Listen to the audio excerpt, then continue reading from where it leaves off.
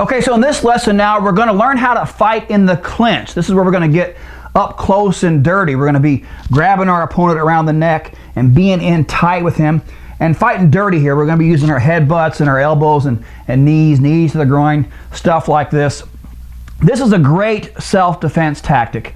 And the reason why is this, is that, as I've said before, that people are natural born punchers. If anybody, if they're relatively average, haven't had any training, and they can still fight a little bit, they know how to hit. That's kind of their main thing. But with the clinch fighting, you can get inside of his punches, just like a boxer does. When a boxer gets in trouble, he's on the ropes, you know, he doesn't want the guy to hit him anymore. What's he do? He clinches. He wraps him up, wraps up his arm, grabs him around the head, holds him tight, holds him close. It's too close to get off a good punch a lot of times, so it kind of smothers the punches. And that's what we're doing here with our clinch. We're coming in and we're grabbing the guy around the neck and smothering his offense, at least his offense with his fist, right?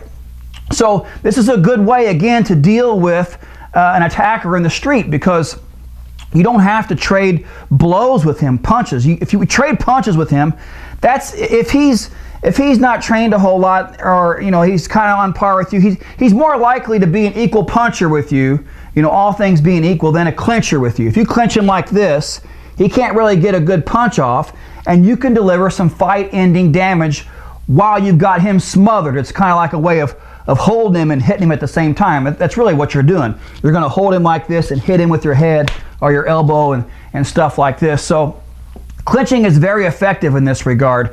It's kind of a nice complement, really, to the kicking range. Again, with kicking, we're staying outside of his punches. We're staying out here kicking his groin, kicking his thigh.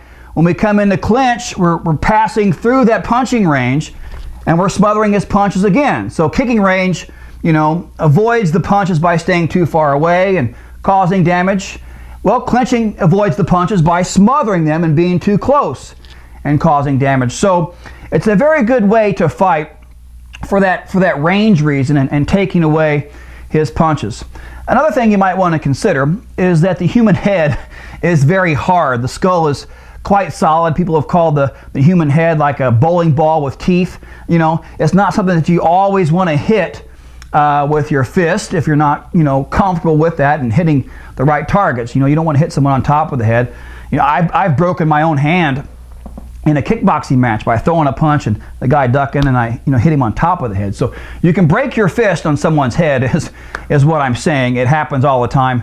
Not that punches are bad for self-defense. We see that they're good for self-defense. It's just one of the cons. You know, everything has a pro and a con. That's one of the cons of punching, is you can hurt your fist. Well, again, with clinching, you're using weapons like your headbutt, which is very solid for the same reason. You're not going to break your head on a headbutt. You're going to use your elbow. This is a big bone here. Not like the little bones in the hand. This is a big bone. So when you come in close here, smash him with your elbow, you're less likely to hurt yourself on his head with your elbow. It's just a bigger club. And the same goes for the knee. So I think for these two reasons, you know, the smothering effect of the clinch and the fact that the weapons that you're using in the clinch, that is the headbutt, the elbow, and the knee, they're just a more solid piece of equipment. For these reasons, the clinch is a great idea for self-defense.